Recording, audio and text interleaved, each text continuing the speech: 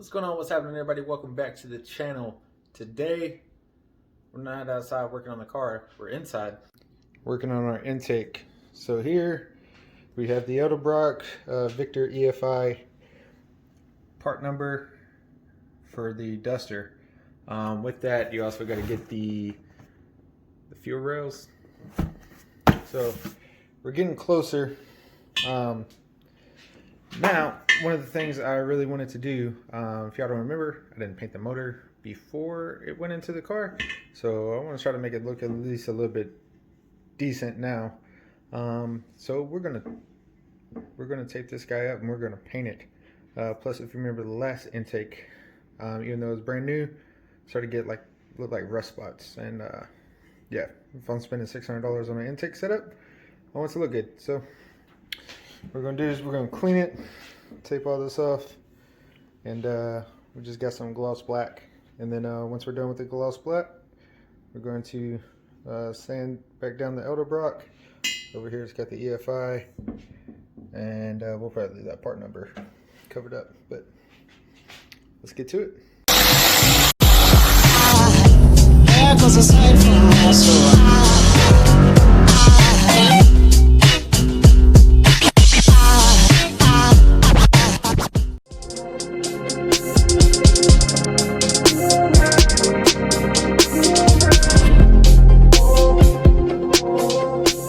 Alright guys, so we're here in my shed. Excuse the mess. It's like right after Christmas. I mean, we got boxes, mattresses, like stuff everywhere, but we're no trash day. So rather sit outside, rather it's sitting here than outside. So now we're going to take our heat gun, go all over the intake. We're going to spray the bottom first. It's a little bit chilly here. It's like in the 40s. So we got our heater on. We are using just the Dupli color gloss black engine paint. So we're going to heat up the intake, make sure it's nice and warm. We're also going to heat up our paint, and then we'll get to see what it looks like. Alright, so we got our first coat on. I think I'm only going to get like 2 on this bottom side. Now with this Dupli color, if you're doing this, this stuff sprays out super thick. So with that being said, keep a very nice distance. I kept about 1 foot, and this was a pretty decent heavy coat. Obviously it's aluminum and it's very rough, so you don't really have to worry too much about runs. The main thing that I will be worried about is it not drying because of the temperature, so that's why I'm assisting with the heat gun. But so far so good. Get this dried up real nice tacky, then we'll hit it with a second coat, call it good on the bottom side. Alright, so second coat's done. I know the lighting in here sucks, and I apologize about that. We only got 1 bulb in here, and it's starting to get a little bit dark outside. So you'll be able to tell it once we move it inside, which will probably be tomorrow morning after we get done spraying it, get it all assembled. But a second coat gave it a real nice dark glossy look that like I was hoping for. And I mean, it's looking good. Only 2 coats. I'm probably gonna do the top side with 3 coats. Nobody will ever see this. I just don't want it to, you know, be able to see the aluminum over all the black. So go ahead and keep drying this for about another 10 minutes with this here heat gun. Flip it over, and then none of this should be touching the board. It'll just be resting on these edges right here, which are taped up. So we'll flip it over, get the top side warm, and start laying coats on that.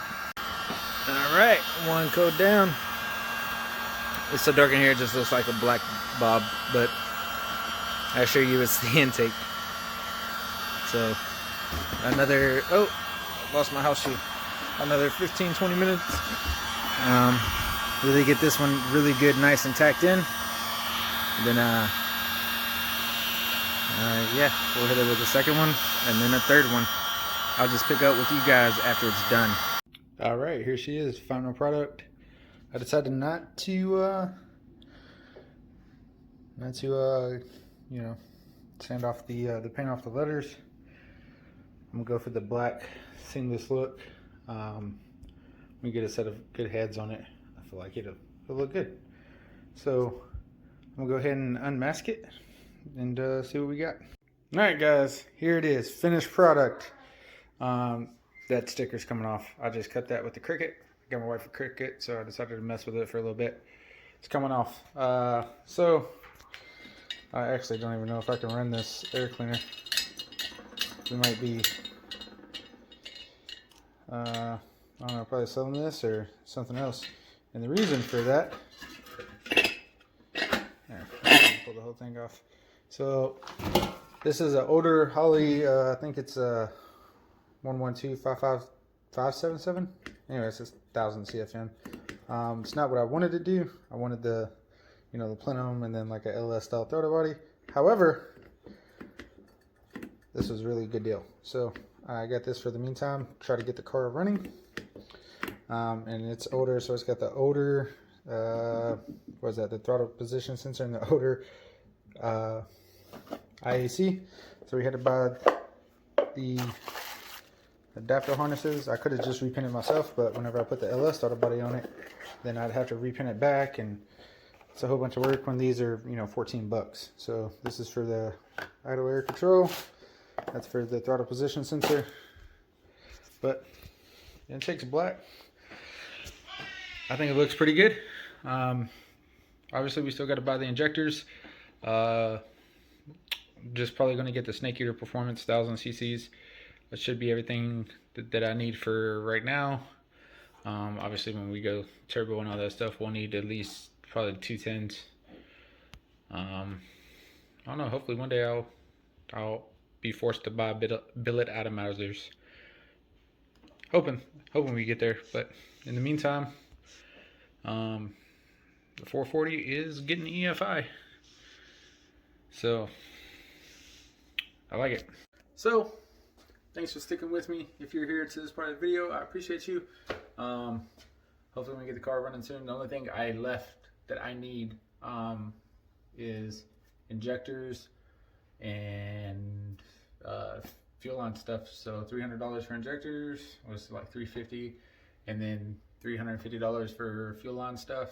Buy the filters, the fittings, 8 AN to the rails, and then 6 AN return. Just got the fuel pressure regulator, got a whole bunch of other parts. So thank you guys so much for watching. As always, please comment, like, and subscribe. I'll catch you in the next one. Peace. Bonus footage. We have tons and tons of work to do, so make sure you subscribe.